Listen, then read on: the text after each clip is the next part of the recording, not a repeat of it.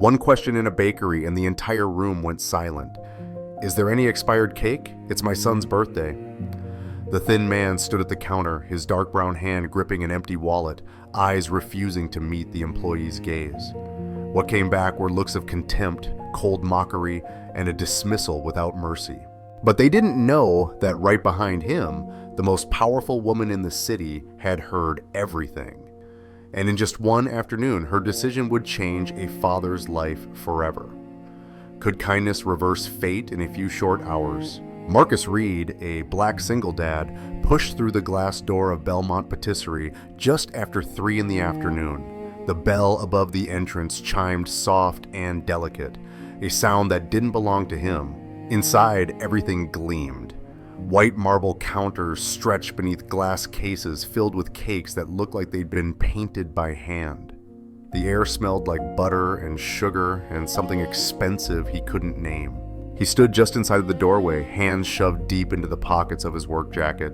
The fabric was stained near the cuffs. Dirt from the construction site he'd been let go from 2 days ago. His dark brown knuckles were rough and cracked, his palms calloused from years of lifting steel beams and pouring concrete. He hadn't told his son, Jaden, yet. There was no point in worrying a 6-year-old about things he couldn't fix. Marcus had spent the morning applying to 3 different jobs, all of them temporary, all of them paying just enough to keep the lights on for another month. But today wasn't about the lights. Today was Jaden's birthday, and Marcus had promised him a cake. Not a cupcake from the gas station, not a box of donuts, a real cake. The kind other kids got. The kind Jaden's mother would have bought if she were still here. Marcus moved toward the counter slowly, his boots too loud against the polished floor. A young woman stood behind the register, her hair tied back in a neat ponytail, her apron spotless. She glanced up at him, and her smile faltered just slightly before she reset it into something polite and distant. 2 other customers stood near the far end of the counter, a well-dressed couple examining a 3-tier wedding cake sample. They didn't look at him. No one ever did in places like this. Marcus was used to it. He was 35 years old, lean in the way that came from skipping meals, his deep brown skin stretched over sharp cheekbones, and his hands were calloused from years of hard labor. As a black man in a room like this, he knew exactly how out of place he looked. He knew that. But Jaden's birthday only came once a year, and this year it landed on the same day Marcus's wife had died 2 years ago. Danielle had been gone for 730 days, and Jaden still asked about her every night before bed. Marcus didn't know how to answer those questions anymore. He didn't know how to fill the space she'd left behind, but he could get his son a birthday cake. He could do that much. He stepped up to the counter. The employee looked at him with raised eyebrows, waiting. Marcus opened his mouth, then closed it. He'd rehearsed this in his head on the walk over, but now the words felt too small, too humiliating to say out loud. He glanced down at the wallet in his hand. Inside were 2 $10 bills and a handful of coins. It wasn't enough for any of the cakes in the display. He knew that before he walked in. Marcus cleared his throat. The sound felt too loud. He looked up at the young woman and forced the words out before he could stop himself. Is there any expired cake? It's my son's birthday. The question hung in the air like smoke. The employee blinked at him, her expression shifting from polite confusion to something colder. Her name tag read Sarah. She tilted her head slightly as if she hadn't heard him correctly. I'm sorry, what? Sarah's voice was sharp now, the politeness gone. Marcus swallowed. His throat felt dry. He tried again, quieter this time, hoping that would somehow make it less shameful.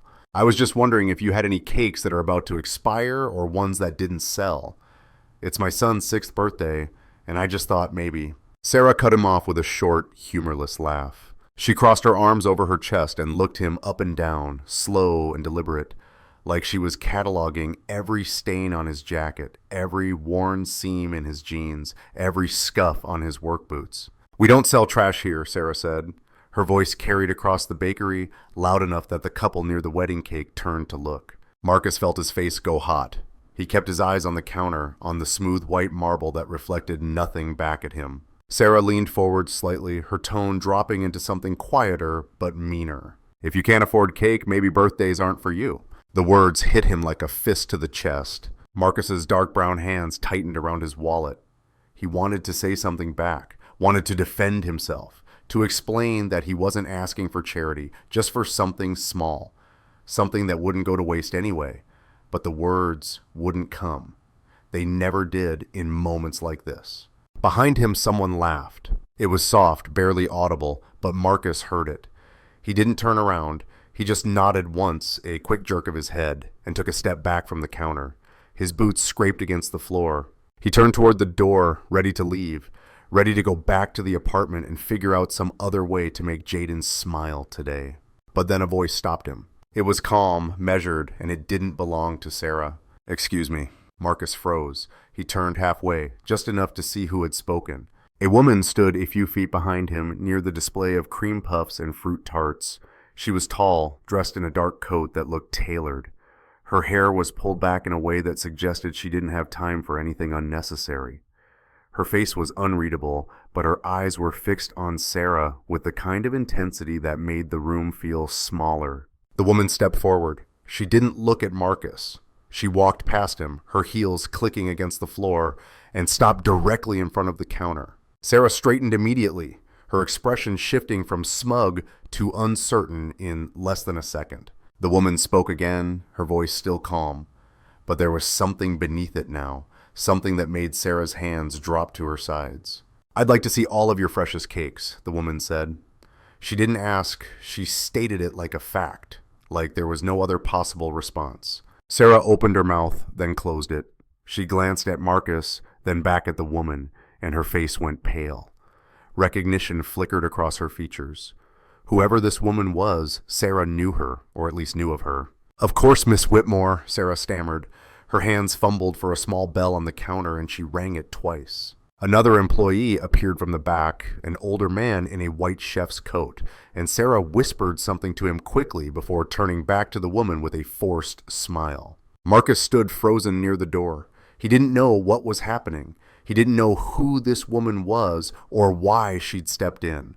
But the air in the bakery had changed. The couple near the wedding cake had stopped talking. The room had gone quiet in a way that felt deliberate, like everyone was holding their breath. The woman, Miss Whitmore, didn't look at Marcus. She kept her eyes on Sarah, waiting. And Sarah, for the first time since Marcus had walked in, looked like she wanted to disappear. The chef emerged from the back room, carrying a silver tray lined with cake samples. Each one was pristine, decorated with edible flowers and gold leaf that caught the afternoon light streaming through the windows. He set the tray down on the counter in front of Claire Whitmore with the careful reverence of someone handling museum artifacts. Sarah stood beside him, her earlier confidence completely gone. She kept her hands clasped in front of her, fingers twisting together, and her eyes darted between Claire and the cakes like she was trying to anticipate what would happen next. The couple who had been examining the wedding cake had moved closer, no longer pretending to mind their own business. Claire leaned forward slightly, examining each cake with the same quiet focus she had used when speaking. Her expression didn't change. She didn't smile or nod or give any indication of what she was thinking. After a long moment, she straightened and gestured toward a 3-layer chocolate cake with raspberry filling visible between the dark layers. "This one," Claire said. Her voice was calm, almost casual, but it carried weight. Sarah nodded quickly and reached for the cake, but Claire held up one hand. "I'll need it personalized." Sarah's hand froze mid-reach. She looked up at Claire with confusion written plainly across her face. "Of course, Miss Whitmore. What would you like it to say?" Claire turned then, for the first time since she had stepped forward, and looked directly at Marcus. He was still standing near the door, his wallet clutched in both hands now, his face caught somewhere between embarrassment and disbelief. He hadn't moved. He wasn't sure he could. "What's your son's name?" Claire asked him. Her tone was softer now, but it still held that same underlying firmness, like she expected an answer and wouldn't accept silence. Marcus's mouth opened, but no sound came out at first. He had to force the words up through his throat. "Jaden," he managed finally. "His name is Jaden." Claire nodded once, then turned back to Sarah. "Write happy birthday Jaden on it. 6 candles. Sarah blinked at her, then at Marcus, then back at Claire. 6 candles, she repeated slowly, as if trying to make sense of the instructions. "And should I?" 6 candles, Claire said again, cutting her off. The number matters. The chef had already disappeared back into the kitchen. Sarah stood frozen for another beat, then turned and hurried after him, nearly tripping over her own feet in her rush to comply. The couple near the wedding cake exchanged glances, but said nothing. The bakery had gone quiet again, the kind of quiet that felt like everyone was afraid to breathe too loud. Marcus took a tentative step forward. His legs felt unsteady beneath him, like the floor had turned to something less solid. He stopped a few feet away from Claire, close enough to speak without raising his voice, but far enough that he didn't feel like he was intruding on whatever space she occupied. "Ma'am, I appreciate what you're doing, but I can't," Marcus started, his voice low and rough. He had to clear his throat before he could continue. "I can't accept this. I didn't come here to, I wasn't trying to." Claire turned to face him fully. Up close, Marcus could see that she was younger than he had first thought, maybe in her early 40s, with sharp features and eyes that seemed to see more than they should. She didn't look angry or annoyed. She didn't look sympathetic either. She just looked at him like she was reading something written on his face that he hadn't meant to show. "You came here to get your son a birthday cake," Claire said. "It wasn't a question. That's exactly what you're going to do." Marcus shook his head, the movement small and almost involuntary. "I didn't come here for charity. I just thought maybe there was something that wasn't going to sell anyway. Something that would have been thrown out. I wasn't trying to." "I know what you were trying to do," Claire said, her voice still even. "And I know what she said to you." She glanced toward the kitchen where Sarah had disappeared, then back at Marcus. "This isn't charity. This is a birthday cake for a 6-year-old boy. Nothing more complicated than that."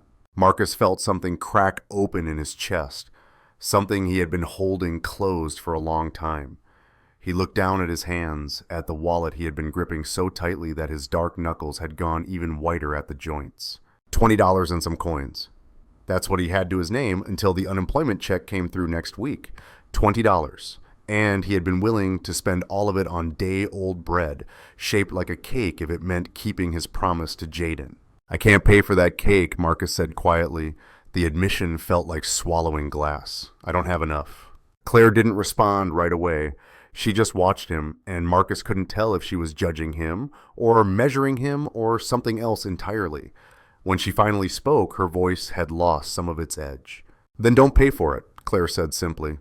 "I already am." The words hung between them. Marcus's first instinct was to refuse again, to walk out of the bakery with whatever dignity he had left and figure out some other way to make Jaden's birthday special. But he couldn't move. His feet stayed planted on the polished floor, and his mind kept circling back to the image of Jaden's face when he came home. The way his son's eyes would light up if Marcus walked through the door carrying a real birthday cake, the kind with layers and frosting and candles that needed to be blown out while making a wish. Sarah emerged from the kitchen carrying the chocolate cake on a pristine white cake board.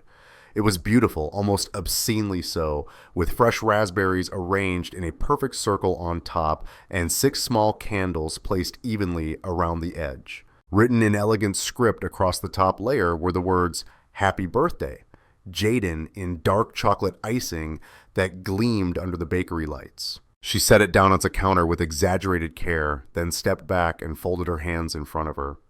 Her earlier smugness had been replaced by something that looked like fear, though she was trying hard to hide it behind a professional smile. "Is this acceptable, Miss Whitmore?" Sarah asked. Her voice came out higher than usual, strained at the edges. Claire walked over to the counter and examined the cake. She circled it slowly, looking at it from every angle, and Marcus watched her face for any sign of approval or disappointment. He saw neither. After what felt like an eternity, Claire straightened and nodded. "It's perfect," Claire said. Then she turned to Sarah, and her expression hardened just slightly. "I assume you'll be putting this in a proper box, with handles, given that this customer has a 6-year-old waiting at home." Sarah's professional smile faltered. "Of course, Miss Whitmore, right away." She disappeared again, this time into a storage closet near the back, and returned with a large white bakery box and a roll of ribbon. Her hand shook slightly as she transferred the cake into the box, and she fumbled twice with the ribbon before managing to tie it into a decent bow. When she finished, she pushed the box across the counter toward Claire, but Claire didn't touch it. "Give it to him," Claire said, nodding toward Marcus. Sarah's eyes widened. She looked at Marcus, then at Claire, then back at Marcus again. For a moment, Marcus thought she might refuse, might say something cutting or cruel just to salvage whatever power she thought she still had. But she didn't. She picked up the box and held it out toward Marcus with both hands, her arms stiff and her face carefully blank. Marcus stepped forward and took the box. It was heavier than he expected, solid and real in his hands. The ribbon felt smooth against his fingers. He looked down at it, at the white cardboard and the neat bow, and something in his throat went tight. "I'm sorry," Sarah said suddenly. The words came out rushed and clumsy, like she'd been holding them back and they'd finally broken free. "I shouldn't have said what I said. It was unprofessional." Marcus looked up at her. She wasn't meeting his eyes. She was staring at the counter, at her own hands, at anything but him. The apology felt hollow, performative. Something she was saying because Claire Whitmore was standing 3 feet away and watching. But Marcus didn't care. He didn't need her apology. He didn't need anything from her. He turned to Claire instead. She was watching him with that same unreadable expression, and Marcus realized he didn't know what to say to her either. Thank you felt too small. Every phrase he could think of felt inadequate for what had just happened, for what she'd just done. "This is too much," Marcus said finally. His voice came out rough, barely above a whisper. "You don't even know me. You don't know Jaden. Why would you?" "Because someone should have done it for my father," Claire said. The words came out quick and clean, like a knife cutting through something tangled. She held Marcus's gaze, and for the first time he saw something shift in her expression. Not pity, not sympathy, something closer to recognition. The bakery fell silent again. Even the couple near the wedding cake had stopped pretending to look at anything else. They were watching now openly, and Marcus felt the weight of their attention like a physical thing pressing down on his shoulders. Claire took a breath, then continued, her voice quieter now, but no less steady. "When I was 7 years old, my father took me to a bakery for my birthday. We didn't have much money. My mother had left us the year before, and he was working 2 jobs just to keep us in a 1-bedroom apartment in the worst part of town. But it was my birthday, and he wanted to get me a cake." She stopped, and Marcus saw her hands tighten into fists at her sides, just for a moment before she relaxed them again. He asked the same question you just asked, almost word for word, and the person behind the counter laughed at him, told him to leave, told him we didn't belong there. Marcus's chest felt like it was caving in. He didn't know what to say, didn't know if he should say anything at all. Claire wasn't looking at him anymore. She was staring past him at something only she could see. "We went home without a cake that year," Claire said. "My father cried in the bathroom that night. I heard him through the door. I was 7 years old and I didn't understand why anyone would be that cruel to someone just for being poor." She looked at Marcus again and her eyes were hard now, sharp as cut glass. "But I understand now, and I decided a long time ago that if I ever had the chance to do something about it, I would." The words settled over the bakery like snow. No one moved. No one spoke. Marcus stood there holding the cake box, and he felt something breaking apart inside him. Something he'd been holding together with sheer force of will for the past 2 years. "This isn't about charity," Claire said again, softer this time. "This is about making sure your son gets to blow out his candles tonight. That's all." Marcus opened his mouth to respond, but nothing came out. His throat had closed up completely. He tried again, forcing air through his lungs. But all that came out was a sound that wasn't quite a word. And then before he could stop it, before he could push it back down where it belonged, he started to cry. It happened fast. One moment he was standing there holding the cake box, and the next his vision was blurring and his shoulders were shaking and he couldn't make it stop. He turned away from Claire, from Sarah, from the couple who were still watching, and he pressed one hand against his face, trying to hold himself together. But it was too late. The tears came anyway, hot and sudden, and they brought everything with them. He thought about Jaden, about the way his son had looked at him that morning over breakfast when Marcus had promised him a real birthday party this year. He thought about Danielle, about the way she used to bake cakes from scratch, the kitchen smelling like vanilla and brown sugar, Jaden sitting on the counter with his deep brown legs swinging while he licked batter from a wooden spoon, his tight curls bouncing when he laughed. He thought about standing in the cemetery 2 years ago with a 4-year-old who didn't understand why his mother wasn't coming home. And he thought about this morning, about waking up and realizing it had been exactly 730 days since he'd lost her. And today was supposed to be about celebrating Jaden's life. But all Marcus could feel was the weight of everything he couldn't give his son. A stable home, a mother, a father who didn't have to ask for expired cake. "I'm sorry," Marcus managed to say through the tightness in his throat. "I'm sorry, I don't usually—" "Don't apologize," Claire said. Her voice was firm, but not unkind. "You have nothing to apologize for." Marcus wiped at his face with the back of his dark hand, still holding the cake box carefully with the other. He took a shaky breath, then another, trying to pull himself back together. When he finally looked up, Claire was still standing there, and her expression had softened just slightly at the edges. "Today isn't just Jaden's birthday," Marcus said quietly. The words came out before he could stop them, spilling out in a rush. "It's the day my wife died. 2 years ago today. Danielle. She was in a car accident on her way to pick up Jaden from daycare. He was 4. He doesn't really remember her anymore, not the way I do. And I don't know how to—" He stopped. He couldn't finish the sentence. He didn't know how to make Jaden understand that birthdays would always be complicated now, always tangled up with grief and guilt and the feeling that celebrating anything was somehow wrong. Claire didn't say anything for a long moment. She just watched him, and Marcus felt like she could see every broken piece of him laid out on the floor between them. Then she stepped closer, just one step, and when she spoke, her voice was low enough that only he could hear. "One day your son will remember who you were today," Claire said. "He won't remember the cake. He won't remember this bakery. But he'll remember that you didn't give up on him, even when it hurt, even when you had nothing left." She held his gaze, steady and unwavering. "That's what matters. That's what he'll carry with him." Marcus felt his throat close up again, but he forced himself to nod. He couldn't speak. He didn't trust his voice, so he just stood there holding the cake box like it was the most precious thing he'd ever been given, and he let Claire's words settle into the hollow places inside him. Marcus took a step back from Claire, then another, creating distance between himself and the moment that had just cracked him open in front of strangers. He wiped at his face one more time, harder than necessary, as if he could erase the fact that he'd broken down in the middle of a bakery. The shame came flooding back now, hot and heavy, settling in his stomach like something rotten. He'd been seen completely, not just his worn jacket and empty wallet, but the raw grief underneath. The exhaustion that came from trying to be 2 parents at once. The fear that he was failing Jaden every single day. Claire Whitmore had looked at him and seen all of it. And Marcus didn't know if he could stand here any longer knowing that. "I should go," Marcus said. His voice came out rough and uneven. He adjusted his grip on the cake box, careful not to tilt it, and forced himself to meet Claire's eyes one more time. "Thank you. I don't know what else to say, but thank you." Claire nodded, but she didn't move.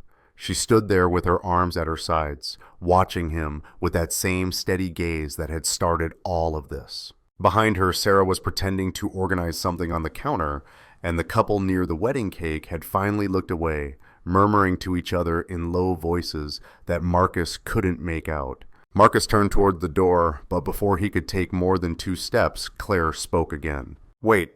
He stopped. The word hadn't been loud, but it carried the same weight as everything else she'd said. Marcus turned back, and Claire was reaching into her coat pocket. For a moment, Marcus's stomach dropped, thinking she was about to pull out cash, about to offer him money on top of the cake, and he didn't know if he could handle that without completely falling apart. But Claire didn't pull out money. She pulled out a business card, plain white with black lettering, and held it out toward him. "I'm not giving you this because I think you need charity," Claire said before Marcus could refuse. "I'm giving you this because I invest in people. That's what I do. And I've been doing it long enough to recognize when someone is worth investing in." Marcus stared at the card. He didn't reach for it. "I don't understand." Claire took a step closer and placed the card on top of the cake box right next to the ribbon. "My company funds small businesses and community programs. We also run a job placement network for skilled workers, construction, manufacturing, trades. She met his eyes. If you're looking for work, call that number. Someone will answer. Marcus looked down at the card, at the embossed letters that spelled out Whitmore Capital Group, and a phone number he knew he'd never forget, even if he wanted to. His hands trembled slightly where they gripped the cake box. I'm not offering you anything you haven't earned, Claire continued. I'm offering you a chance to earn more. There's a difference. Marcus's throat worked, but he couldn't find words. He just nodded once and carefully tucked the business card into his jacket pocket without looking at it again. If he looked at it, if he thought too hard about what it might mean, he was afraid he'd start crying again, and he couldn't do that twice in one afternoon. Go home, Claire said, and her voice had softened into something that almost sounded gentle. Your son is waiting. Marcus nodded again. This time he managed to speak, though his voice came out barely louder than a whisper. Why did you do this, really? Claire was quiet for a moment, and Marcus saw something flicker across her face. Something that looked like old pain resurfacing before being pushed back down. When she answered, her words came slowly, carefully chosen. Because my father never forgot that birthday, Claire said. And I never forgot the way people looked at us, like we were less than human because we didn't have money. Her jaw tightened. I built my company so I'd never be in that position again. But more than that, I built it so I could make sure other people didn't have to go through what we went through. Marcus swallowed hard. Your father, is he? He passed away 3 years ago, Claire said. The words were matter of fact, but Marcus heard the weight behind them. Heart attack. He got to see me succeed. At least he got to see that everything he sacrificed wasn't for nothing. I'm sorry, Marcus said, and he meant it. He knew what it was like to lose someone who mattered, to carry their absence around like a stone in his chest. Claire shook her head slightly. Don't be sorry, be present for your son, that's what matters. She gestured towards the cake box. Take that home, light those 6 candles, sing the song, let him make a wish. That's what birthdays are for. Marcus nodded. He didn't trust himself to say anything else. He turned toward the door again, and this time Claire didn't stop him. But as he reached for the handle, she spoke one last time. One day your son will remember who you were today. Marcus looked back at her. Claire stood in the middle of the bakery, surrounded by glass cases full of perfect cakes and pastries that cost more than he made in a week. But she didn't look like she belonged to this place any more than he did. She looked like someone who'd fought her way up from somewhere dark and hadn't forgotten what the bottom looked like. He won't remember the cake, Claire said. He won't remember this bakery or the woman who worked here or what any of this looked like. But he'll remember that you showed up for him, that you were willing to set aside your pride, to ask for help, to do whatever it took to make him smile on his birthday. That's what he'll carry with him for the rest of his life. The words settled over Marcus like a blanket, warm and heavy. He felt tears prickling at the corners of his eyes again, but he blinked them back. He'd cried enough for one day. Now he needed to get home. He needed to see Jaden. Thank you, Marcus said one more time. The words felt inadequate, too small to contain everything he was feeling, but they were all he had. Thank you for seeing me. Claire's expression softened just for a moment, and she nodded. Go home, Marcus. He pushed through that glass door and stepped out into the afternoon sunlight. The air outside was cooler than he expected, and it felt good against his flushed face. He stood on the sidewalk for a moment, adjusting his grip on the cake box, making sure it was level, and then he started walking. The bus stop was 3 blocks away. Marcus walked carefully, avoiding cracks in the sidewalk, keeping the cake box as steady as possible. People passed him on the street, rushing to wherever they needed to be, and none of them looked at him. He was invisible again, just another black man in a work jacket carrying a bakery box. And that was fine, that was normal. That was what he needed right now. When he reached the bus stop, he sat down on the bench and placed the cake box carefully on his lap. He pulled out his phone and checked the time, 3:45. Jaden should be home by now. Mrs. Patterson from downstairs had agreed to watch him until Marcus got back, and she'd probably already sent him upstairs. Marcus pulled out the business card from his jacket pocket and turned it over in his hands, feeling the weight of the thick cardstock, the raised lettering. It felt real. It felt like possibility. But he was afraid to hope too much, afraid to let himself believe that one afternoon could change anything. He tucked it back into his pocket and watched the street for the bus. The bus arrived 7 minutes later. Marcus boarded carefully, paid his fare with the last of his coins, and found a seat near the back where he could hold the cake box on his lap without anyone bumping into it. Through the window, he watched the city slide past. They crossed through downtown, past the buildings where people like Claire Whitmore worked in offices he'd never see, and then into the neighborhoods where people like him lived. The apartment building came into view 20 minutes later. Marcus stood, gripped the cake box with both hands, and made his way to the front of the bus. The driver nodded at him as he stepped off, and Marcus nodded back. Then he was standing on the sidewalk outside his building, looking up at the fourth-floor window where he knew Jaden was waiting. He climbed the stairs slowly, one hand on the railing, the other holding the cake box level. By the time he reached the fourth floor, his legs were burning and he was breathing hard, but the cake was still perfect. He could see it through the clear plastic window in the top of the box. The chocolate frosting hadn't smudged. The candles were still standing straight. Jaden's name was still written in perfect script across the top. Mrs. Patterson's door opened before Marcus could knock. She was a woman in her 70s with gray hair and kind eyes, and she'd been watching Jaden after school for the past 6 months whenever Marcus needed help. She took one look at the cake box and smiled. "Well, would you look at that?" Mrs. Patterson said. "That's a proper birthday cake, that is." "Is Jaden upstairs?" Marcus asked. "I sent him up just a few minutes ago. Told him you'd be home any minute." She looked at Marcus more closely, and her smile softened. "You doing all right, dear?" Marcus nodded. He didn't trust his voice. Mrs. Patterson patted his arm, the gesture brief but warm, and then stepped back into her apartment. Marcus continued up the stairs to his own door, fishing his keys out of his pocket with one hand while balancing the cake box with the other. He unlocked the door and pushed it open. The apartment was small, just 2 bedrooms and a living room that doubled as a kitchen, but it was clean and it was theirs. A framed photo of a smiling black family sat on the shelf by the TV. Marcus, Danielle, and a much smaller Jaden, his tight curls cropped short, his brown cheeks round with baby fat. Jaden was sitting on the couch watching cartoons, but he jumped up the moment he heard the door open. "Dad!" Jaden ran toward him, and Marcus quickly set the cake box down on the small table near the door before his son could crash into him. Jaden wrapped his arms around Marcus's waist and squeezed tight. "Mrs. Patterson said you went to get a surprise." Marcus knelt down so he was eye level with his son. Jaden had Danielle's eyes, brown and bright and full of questions. He had her smile too, wide and genuine.